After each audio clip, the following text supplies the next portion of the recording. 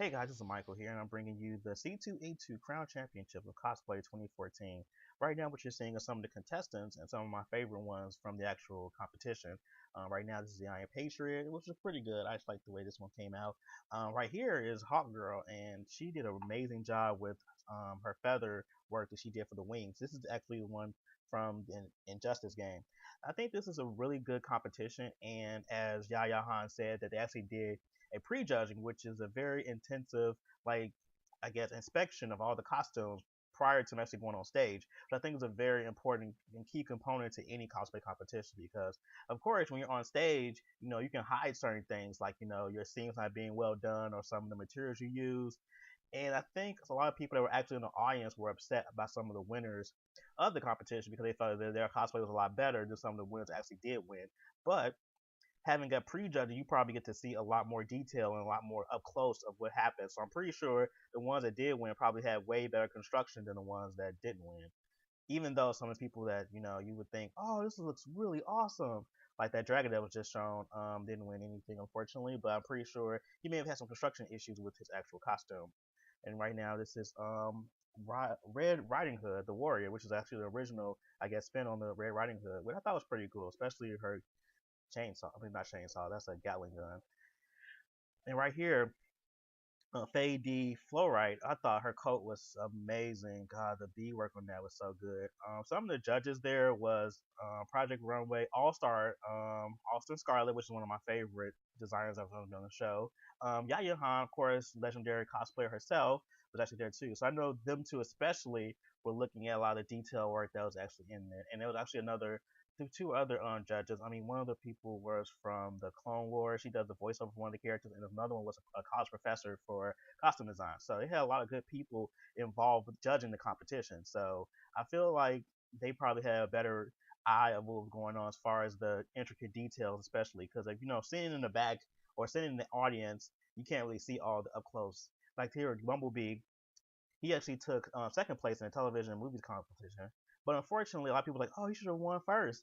And actually, when I actually looked closely, because I think he actually took his cosplay off, and I actually saw the up close of it, there was a lot of duct tape and a lot of like things that could have been like a little bit more polished on it. Like Queen Amidala, she won first for TV and movies, and her outfit, her cosplay was amazing. Like everything was so well made and so well done and so well constructed. So there's another thing about this whole competition was, having such a difference in spectrum as far as, using, more metal work or I guess, metal like components versus, fabrics. But in the same sense, still, there's still a lot of things involved with actually constructing either one and that you have to look at.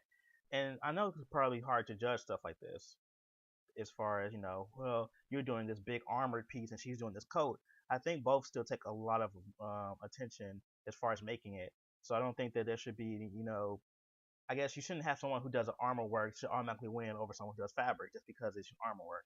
I guess this is just my personal opinion. I think this opinion actually, is echoed through the actual winners of this competition as well. This category here is probably my favorite because there's a lot of characters I actually know. Because I'm not well versed in a lot of things. Like I'm not well versed in like what is it, Doctor Who, when I don't watch Game of Thrones. But the video game category, I knew a lot of characters like this from Diablo 3. I've actually played the game. I actually like she did a pretty good job on her cosplay. Unfortunately, she didn't win anything, but she did look very. It was a well made cosplay in itself. Let's see. Let's go to our next one. All right, so this one was really nice too. It was really well made. I believe it's from Mass Effect. God, I haven't played Mass Effect in like a long time, so some of the characters I kind of forgotten about. I thought this was a really good cosplay as well. Unfortunately, he didn't take home many prizes either, but he did a pretty good job with his cosplay. I think it's one of his first ones too. I think it was what the judges had said while he was up there. But yeah, there was a lot of confusion as far as the winners though. When I was talking to different people who were actually at the convention, they were like, "Oh, this person got robbed," and blah blah blah. I'm like, but there was probably something you didn't be able to see because you're all the way in the back of the audience. I mean, showmanship and stage presence are one component of the competition, and actual construction and craftsmanship is another. You have to have all of those things to win, and unfortunately, some people just didn't have the. Maybe they had the construction, but their actual on-stage performance was not that great. Now this one here, little sister from Bioshock. She did a great job. Unfortunately, she didn't win. I would have wished she would have won something. At least maybe I don't know, maybe third. Like honorable mention or something because she really was in character the whole time. Like she looks really creepy and she's like really into the actual character from the game, which I thought was amazing. Like I was like had chills watching her on stage. And I think this level of cosplaying is great to see, for everyone because a lot of other conventions have these big cosplay competitions. It's good to see that we actually have one here in Chicago for C2E2. So hopefully it continues on. Now, my next one I think is probably my all-time favorite. This Helena Douglas came out of nowhere. I was literally floored. Like right now, you're looking at her, like her movements. Not only does the cosplay great as far as the way it's constructed, she's actually acting like Helena Douglas. Being very regal and I mean, just all the movements and stuff, and just like, she's embodying the character. And that's what you should do when you cosplay. You shouldn't just walk on stage like it's a fashion show. You should actually get up there, think about the character you're actually portraying and actually try to be that character and embody that character. That's one of the things that Yaya Han did specify and did talk about a lot during the cosplay judging. So people that probably won were more they had the not only did they have the cosplay together that was right, they actually embodied the character on stage. So they had both elements.